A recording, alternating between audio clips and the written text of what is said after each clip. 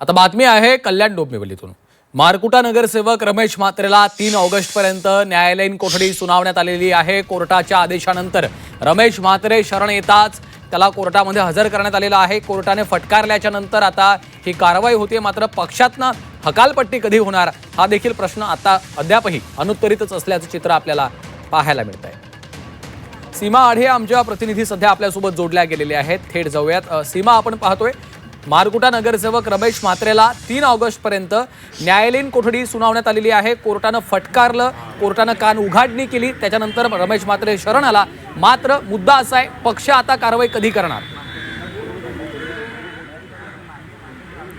नक्कीच काल उच्च न्यायालयाच्या दणक्यानंतर आज पुन्हा एकदा रमेश म्हात्रेला कल्याण सत्र न्यायालयामध्ये हजर करण्यात आलं आणि हजर केल्यानंतर 3 ऑगस्टपर्यंत जेल कस्टडी जी आहे ती सुनावण्यात आलेली आहे। खरं तर या प्रकरणाची चर्चा मागील काही दिवसांपासून होते। कल्याण सत्र न्यायालयाने जामीनसुद्धा मंजूर केलेला होता, मात्र सुओमोटो घेत उच्च न्यायालयाने काल या प्रकरणाची विशेष सुनावणी घेतली आणि या सुनावणी दरम्यान रमेश म्हात्रेला आज म्हणजे रविवारी 5 वाजेपर्यंत पोलिसांसमोर शरण जाण्याचे आदेश देण्यात आलेले होते आणि जर शरण गेले नाही तर 5 नंतर संपत्ती जप्त करण्याची कारवाई करा असे देखील आदेश जे आहे ते पोलिसांना देण्यात आलेले होते। मात्र जवळपास 2-2:30च्या सुमारास रमेश म्हात्रे विष्णुनगर पोलीस स्थानकामध्ये गेले, स्वतःहून शरण झाले आणि त्यानंतर त्या ठिकाणी कायदेशीर प्रक्रिया पूर्ण झाल्यानंतर पोलीस त्याला घेऊन कल्याण सत्र न्यायालयामध्ये दाखल झाले आणि या ठिकाणी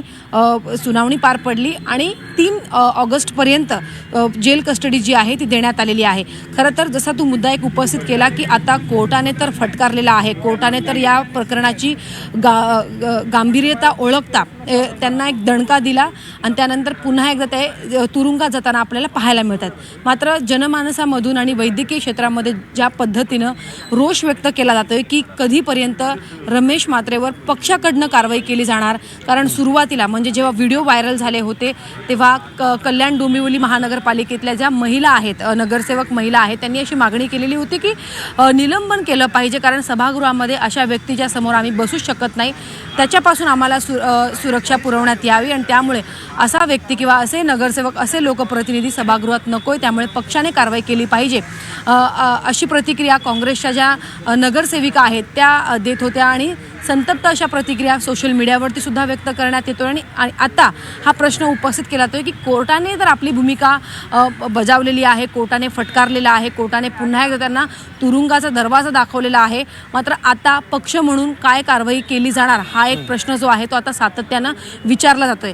कोर्टाने दणका दिल्यानंतर आपण किंवा पक्षाचे इतर जे लोक आहेत, इतर जे लोकप्रतिनिधी आहेत त्यांना सुद्धा चपराक बसली पाहिजे आणि आपण पक्ष म्हणून सुद्धा आता भूमिका घेणं हे अतिशय गरजेचं आहे। त्यामुळे पक्षाचे प्रमुख कधीपर्यंत या बाबतीत रमेश म्हात्रे संदर्भात मोठा निर्णय घेणार हे सुद्धा पाहणं महत्त्वाचं असणार आहे। आता तुरुंगात तर ते जात आहेत, मात्र दुसरीकडे सभागृहात जाऊ नये किंवा मग अशा पद्धतीच्या घटना भविष्यात होऊ नये, त्यामुळे रमेश म्हात्रेवरती पक्ष म्हणून काय कारवाई केली जाणार हे पाहणं महत्त्वाचं असणार आहे। निश्चितच त्यामुळे आता पक्षाच्या एकूणच भूमिकेकडे लक्ष लागलेलं आहे। धन्यवाद सीमा या सविस्तर माहितीसाठी।